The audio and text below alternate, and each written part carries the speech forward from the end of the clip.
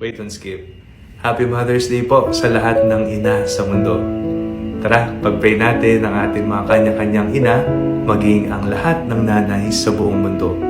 Habang tayo ay nagpipray, maaari mong isipin ang iyong nanay at banggitin ang kanyang pangalan sa Diyos. Sa ngalan ng Ama, ng Anak at ng Espiritu Santo. Amen.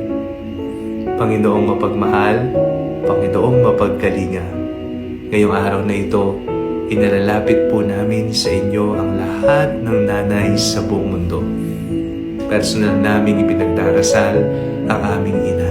Bigyan niyo po siya ng isang malusog na pangangatawan, malayo sa anumang uri ng sakit at kabamakan. Pagkalooban niyo po siya ng kasiyahan. Nawa, habang siya ay malakas pa, habang nabubuhay pa siya, matamasa niya ang ligayang kanyang hinahangad. Bigyan niyo po ng kasagutan lahat ng kanyang mga panalangin. Nagpapasalamat po kami sa lahat ng pagmamahal, pangunawa, pasensya at sakripisyong ipinapamalas nila at ibinigay nila sa aming mga anak. Nawa, Panginoon, magbunga lahat ng kanilang paghihirap, pagtsatsaga at matamasa nila ang bunga na